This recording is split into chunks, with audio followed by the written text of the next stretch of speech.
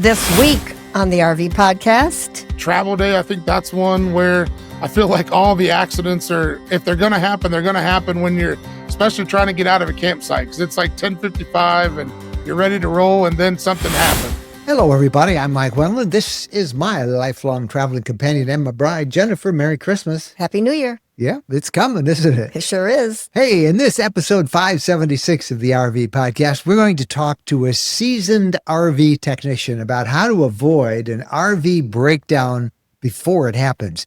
And you're going to learn the most common failure points, the simple checks that catch problems early, and the habits that keep your rig running smooth and safe. If you want fewer surprises and more confidence on the road, then this breakdown prevention conversation is a must listen. Are you cold enough? I am cold enough, but the sun's out today and I've got high hopes that maybe some of the ice on our driveway will melt. We got about 14 inches on the ground and we're okay with that because in less than a month's time, we're getting in the RV, hauling it out. I had to talk to the snowplow guy this week about making sure that there's no snow plowed in front of the RV because we got to pull it out. Oh, where's your spirit of adventure? We did that. What a way to start out. We with did a mountain that. of snow that we have to get through. We did that 2 years ago and we got stuck in the snow in our own yard and had to call a wrecker. And it was a very pricey wrecker. It was. We're anxious to get out of Dodge, as they say, and head down to Florida, where our first big event of the year is the annual Florida RV Super Show. And we'll be talking about that and how to actually see and what to know about shopping for an RV at an RV show, because RV show season starts in January. So that's coming up a little bit later on. But right now, let's get into our conversation of the week. If you've ever been rolling down the highway and wondering what could go wrong with my RV today, this episode is for you. Breakdowns are not random. They follow patterns and warning signs that most RVers simply do not know how to spot. So today we're going to bring you an expert who sees it all, from roadside rescues to shop repairs, and he is here to show us how to avoid an RV breakdown before it happens. You're going to pick up some practical tips you can use on your very next trip. So grab a cup of coffee, settle in, and let us help you keep your RV running strong. Our guest today is Jeremy Wagers, an instructor at the National RV Training Academy, the NRVTA.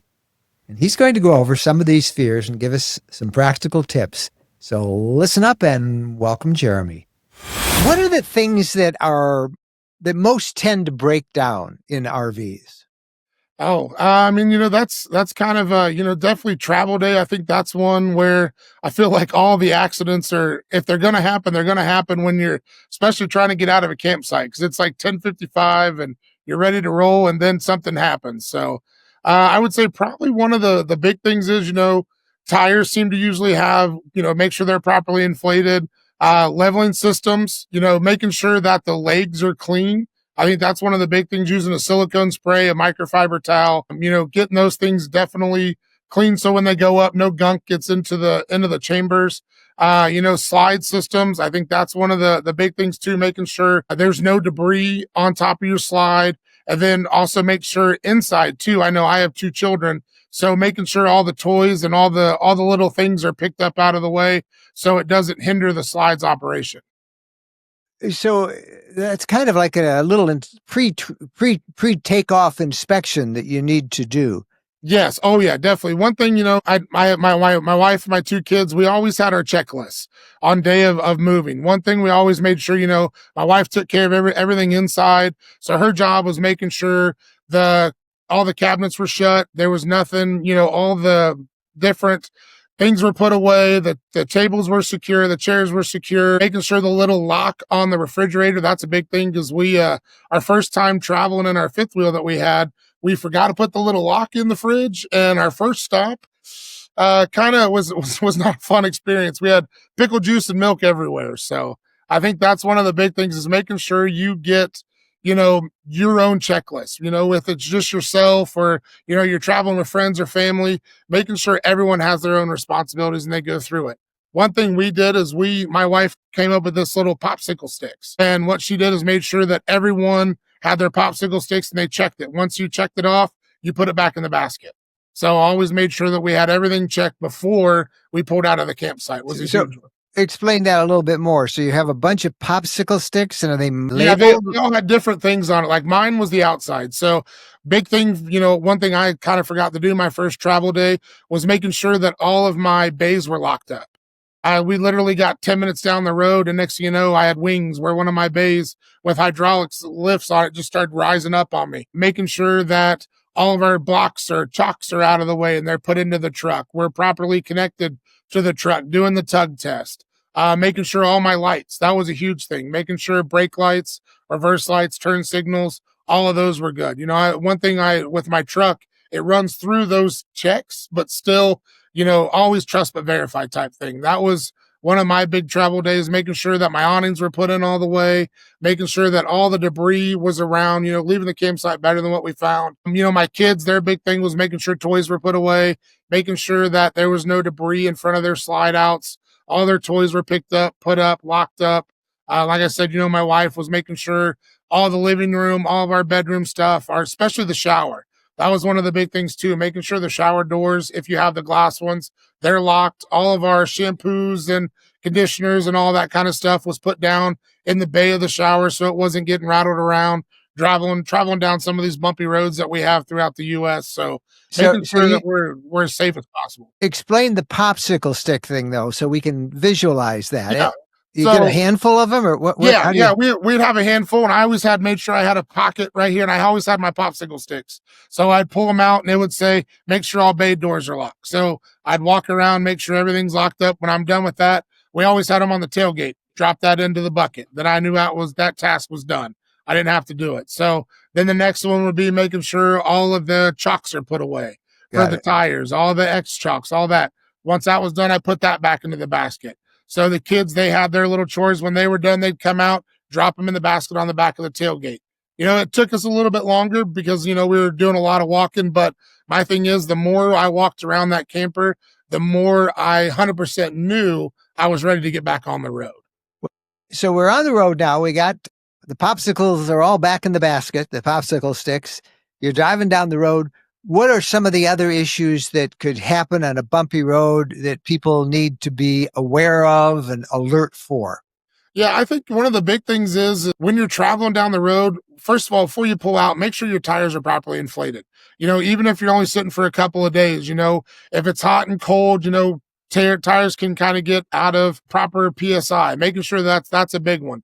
Every time you stop, making sure you have some sort of a laser thermometer or a TPS system, tire pressure monitoring, just so we make sure that our things aren't getting too hot. Because we don't want to make sure our tires are overinflated. That could wear them out one way, or they could also get worn out if they're underinflated. So making sure our tires have good tread, there's no bubbles that pop up on the sidewalls. Make sure that our axles are properly greased, that they're not getting too hot. We don't want anything like that where the brakes could, fail, where they're, catch on. I've seen where they've caught on fire before on the side of the road. You definitely want to be as safe as possible. So every time I'd stop for gas or we'd stop at a truck stop or at a rest area, that was one of the things. I always had that stick, and I made sure I did my walk. I checked all my tires, visually inspected them, used my laser thermometer, checked the temperature of all of them, make sure that they're not getting too hot. They're all within right around the same temperature for just safe travel.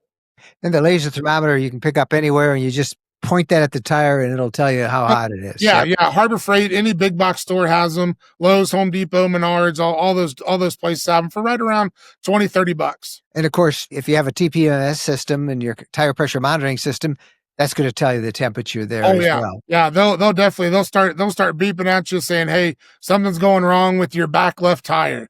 Pull over," and then you can get out and see what's going on and visually inspect it to make sure you can get safely pulled over. One of the things that when we ask our audiences what goes wrong the most, what worries them the most, one of the things they all said, of course, in the summertime, it's the air conditioner.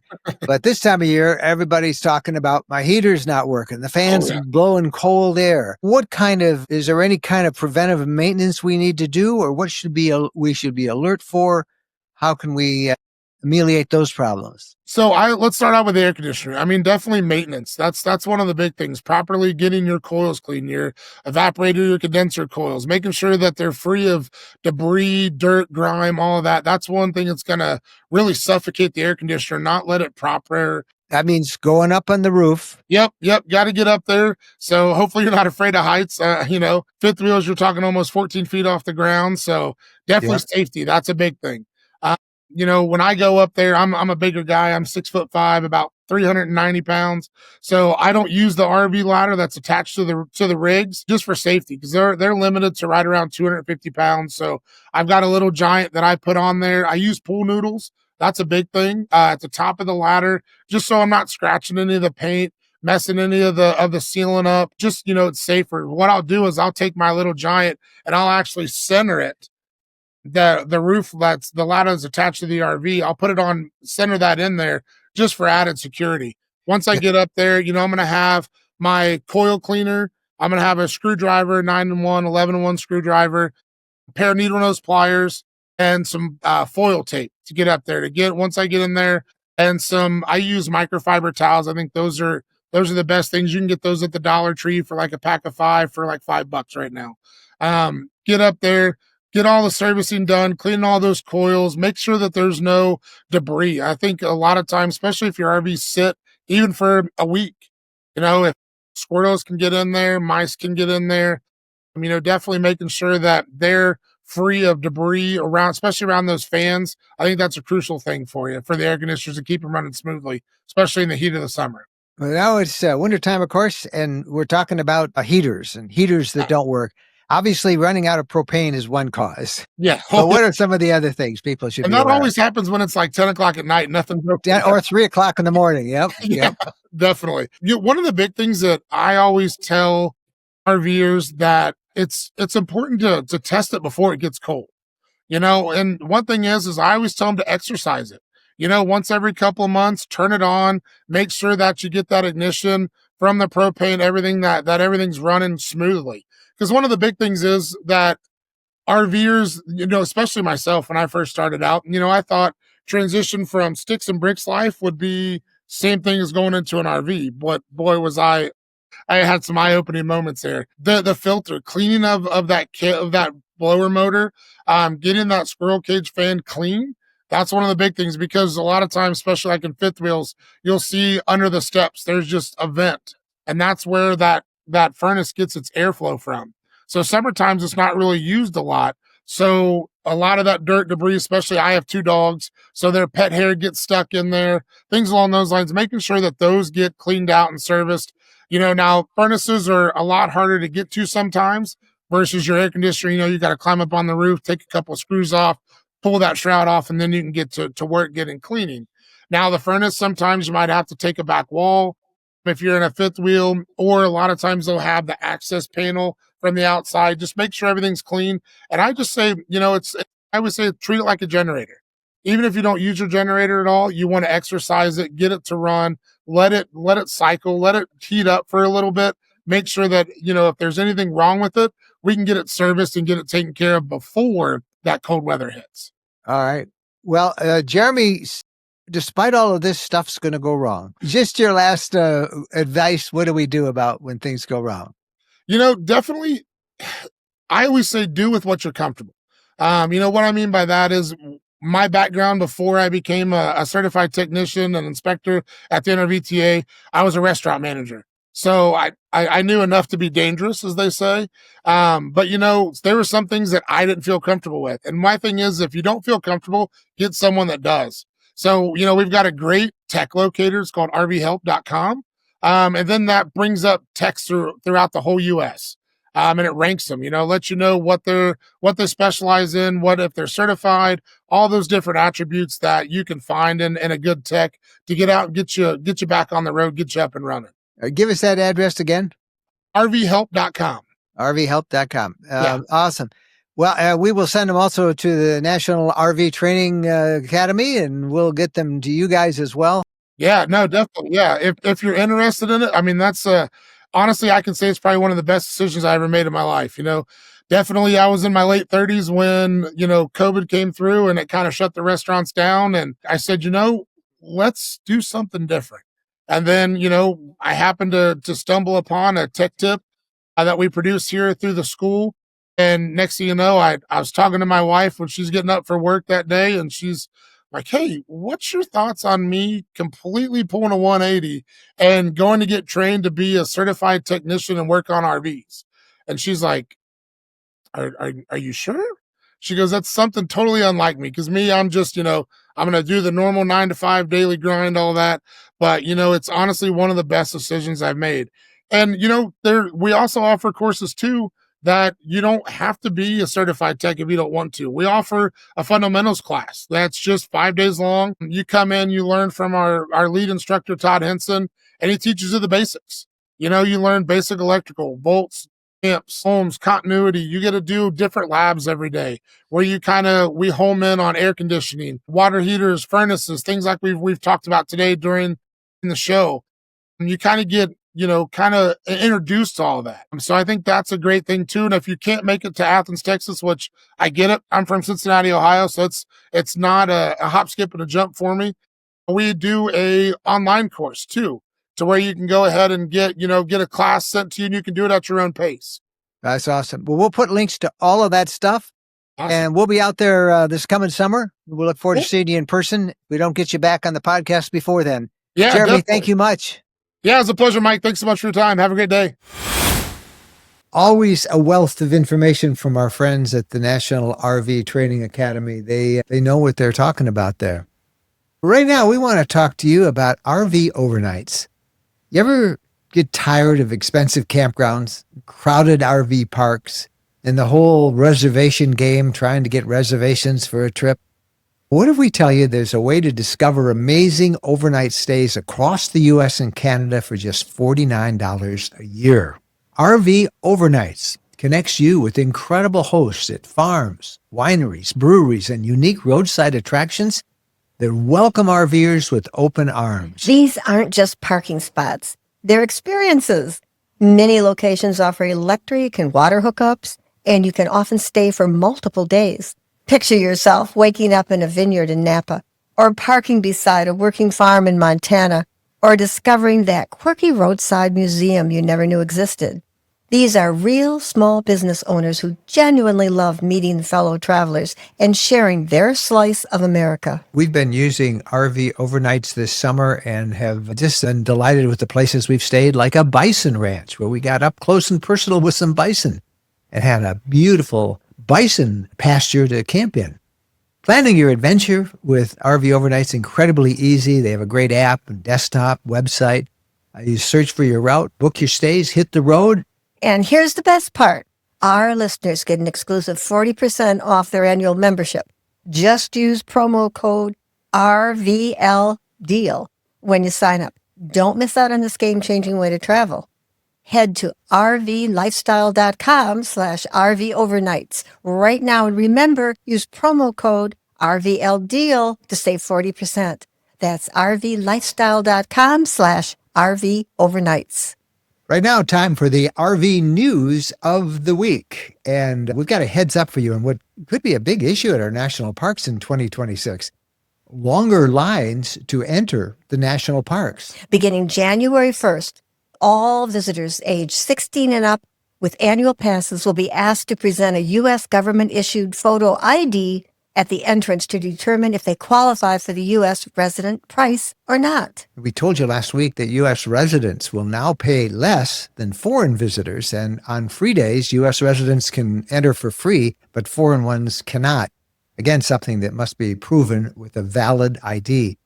Now, the concern is that all these checks will lead to longer entry line. We'll see. But ID checks will take time, and a U.S. government ID usually means a passport or a real ID. It's unclear whether state-issued driver's license that are not real ID certified, will be accepted. So we'll find out, but they're going to check all of that stuff, how crowded it is at those entry points. It's going to be a pretty Bring a bad- lunch. Yeah, bring a lunch, yeah. All right, hey, here's a question for you. Would you drive a self-driving RV? I don't think I would. Footage of a very futuristic Tesla robo-van, that's its name, the robo-van, recently went viral. And let's just say it's probably coming. The robo-van looks like something out of a science fiction movie. It's being developed to move goods or up to 20 people. But recently, an executive said it could also be a small RV. To us, this robo-van that is under development now looks less like a camper van than a sleek car on the monorail at Disney World. You want to see video on it, it'll be in the podcast version that we put on our YouTube channel, youtube.com/RV Lifestyle. We show it there. But we'll also have a link to it in the show notes for this episode. And you can find that at rvlifestyle.com/podcast. Oregon Parks and Recreation Commission wants to change some of its camping rules to help make up for a projected $8 million shortfall. So here's what they're proposing. Introducing, you ready for this? You've heard of this before, dynamic pricing for campgrounds, changing its special access pass and providing flexibility for the cost of day use parking, and then eliminate all refunds. You don't show up, you get no refund. A tiered refund system. This whole idea of dynamic pricing depending on demand is something that we saw first in the hotel industry and then the airline industry, and now it's spreading to campgrounds and now apparently to state parks. I don't know what to make of that, but we'll see. Oregon folks are asking for public comment, and they'll do that until January. But usually when these guys come up with an idea like that, they're going to go with it no matter what the public It says. doesn't matter what you guys think. No, it doesn't. But you might as well say something. Say something for all of us out there. Yep. And finally, in our News of the Week segment, wildlife researchers are really excited in Arizona. A jaguar was spotted at a remote watering hole in southern Arizona on a trail cam. And that really excited researchers because the jaguar is the fifth such cat that has now been confirmed by the University of Arizona Wildcat Research and Conservation Center over the last 15 years. Likely this gorgeous cat crossed the border from Mexico. Jaguars are native down there. And they're, by the way, the third largest cat in the world after tigers and lions. This is a big deal for wildlife researchers. We now know at least one new one is in Arizona. Yay, maybe they'll bring a friend and have a family. Welcome to America, Yes. Mr. Jaguar. You are welcome. Yeah. And now it's time for the social media buzz. And Wendy Boyer reports on the hot issues most talked about this past week on social media and our RV lifestyle community group. Go, Wendy. Hi, everybody. In our private RV lifestyle community, we have a bunch of mini meetups coming up, and I'm so excited about them. Now, our private RV lifestyle community, we are online. It's your normal social media connections, but it's also way more than that. And one of the things we do is get together in person and have mini meetups or have rallies and hang out in real life. And this Friday, we have a group heading to Shipshewana, Indiana. They are going to have so much fun. They have a bunch of different activities planned. They're going to take in all these different Christmas-themed events, and I know they're going to have a blast. I can't wait to hear about it. So that's been the buzz over there. And then over in our RV Lifestyle Facebook group, we're starting to get a lot of posts centered around Christmas. And one was from Harris, and he asked, what are the best Christmas gift ideas for a full-time RVer traveling in a small RV? Now, we got a lot of responses to this question that were just excellent and some super unique. And because they could apply for both full-time RVers and part-time RVers, I thought I'd share a few of them with you in case you have an RVer on your gift list this holiday season and you're wondering what to buy. So here we go, 7 of some of my favorite suggestions from Harris's post. Number 1 is a road atlas. Every RVer should have a paper map. 2026 is a new year. You want to have the latest on the roads in this nation, so get them a road atlas. Number 2, photo magnets for the fridge. I love this idea. Get some pictures of the grandkids, some family members, close friends. Turn them into photo magnets, then suggest they put them on their fridge, and it'll be a way to remember all the loved ones who are thinking of them as they go out on their epic RV adventure. Number 3, a destination kit. Now this one takes a little bit of homework. You'll need to find out where your RVing loved one is going to be heading out, and then do a little research in that community and buy them gift certificates around this itinerary. Maybe there's a concert going on that you think they'd enjoy. Get them some tickets for it. Is there an interesting museum for it? Send them a little map, pay the cover for their museum entrance. Or is there a nice place for coffee, ice cream, a really interesting restaurant in this community? Again, buy them a gift certificate and make a little destination-themed package for them. So number 4, a free campground stay. Who doesn't like to not have to pay for a campground now and then? If your loved one has a specific campground they enjoy, get them a gift certificate for that. Or if they're going to be all over the country, get them something like from KOA. Number 5, binoculars. These can come in handy if your loved one's going to be in national parks or enjoys nature of any way, shape, or form. It's always nice to be able to see that little critter out in the distance really clearly.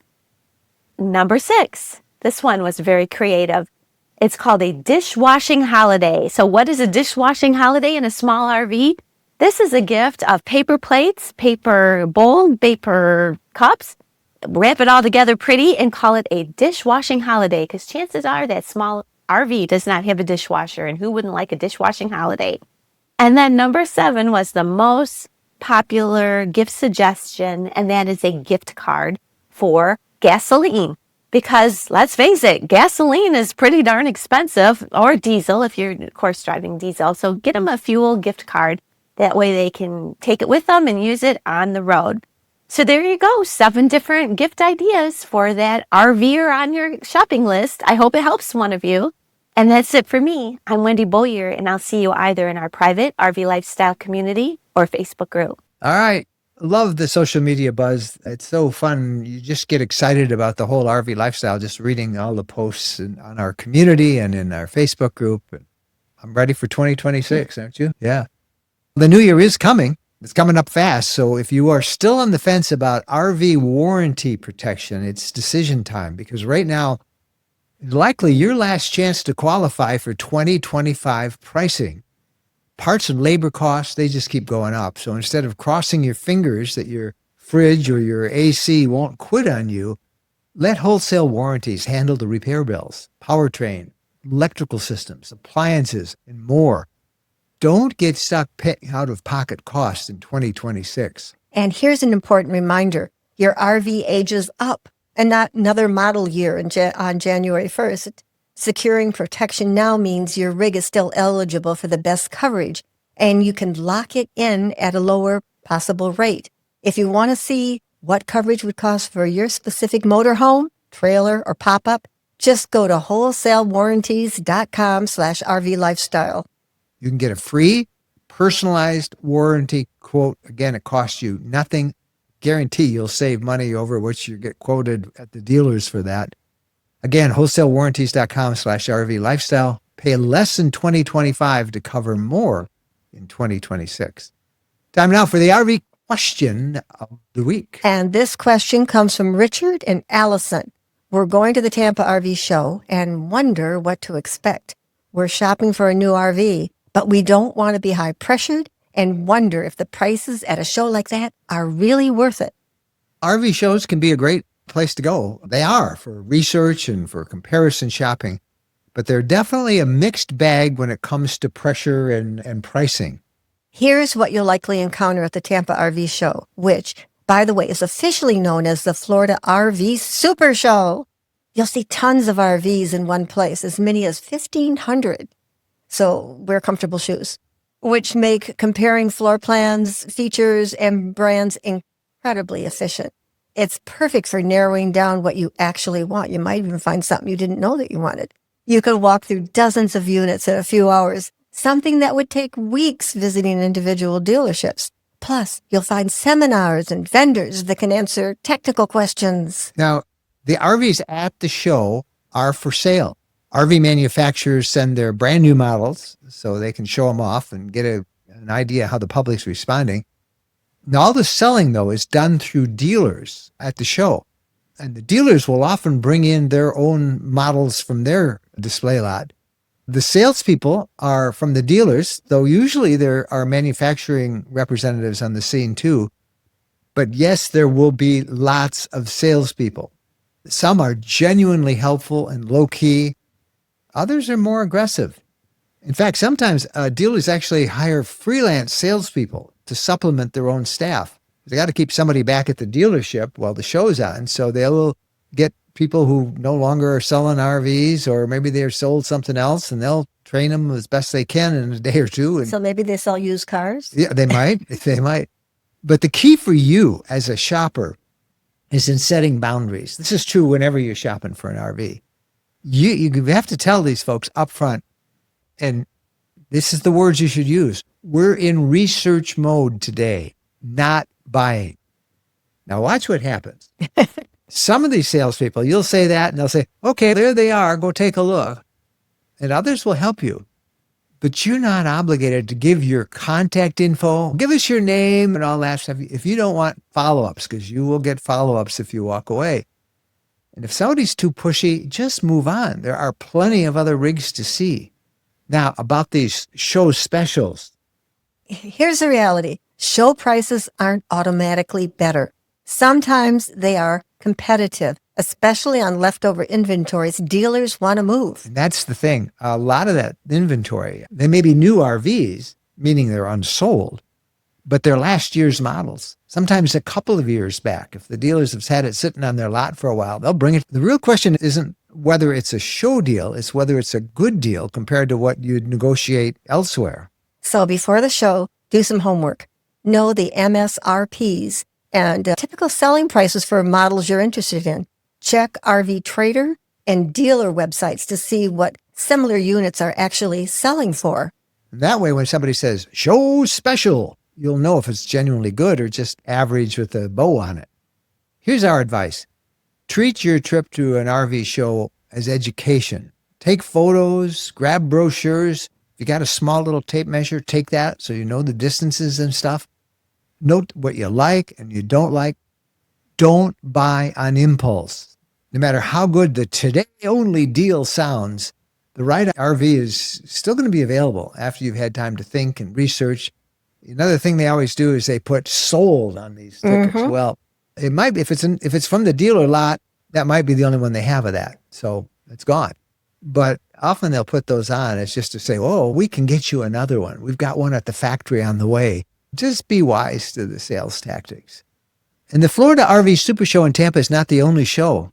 In fact, January kicks off RV show season nationwide. So remember, Tampa's just the beginning. Over the next 2 months, shows will pop up all across the country, and dealerships will be working overtime with their best deals of the year. So here's something we're going to do. We're going to host a special webinar on how to shop at an RV show and how to buy and how not to get caught up in high pressure.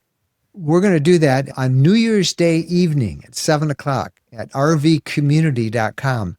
Now, you have to be a member in the community to attend that webinar. We're going to cover exactly what you need to know, how to shop for a show without getting pressured, how to spot a real deal versus marketing hype, and the research that you should do before you ever set foot in that convention center. And we'll take live questions from community members. This isn't just about surviving one show. It's about knowing how to shop for and buy a new RV without getting taken to the cleaners, period. The webinar is exclusive to rvcommunity.com members, so you have to be a member to attend. But when you join, you'll also get access to our twice-weekly live streams, expert resources, and a community of real RVers, not influencers, who actually know their stuff.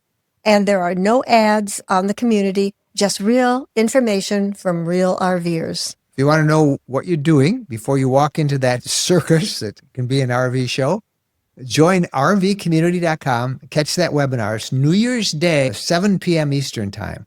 And there'll be a rerun on it on the community as well. But you got to join the community.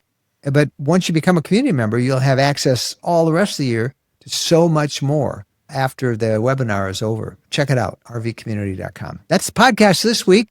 There will be no podcast on Christmas Eve. I'm just giving you a heads up. A couple of weeks. We will be back next week with another one. But Christmas Eve, we're going to take off. And also New Year's Eve. We're going to get ready New Year's Eve for our next day webinar. Anyway, that's podcast this week. Hope you guys are having a great holiday season. Enjoy it. Enjoy this time of year.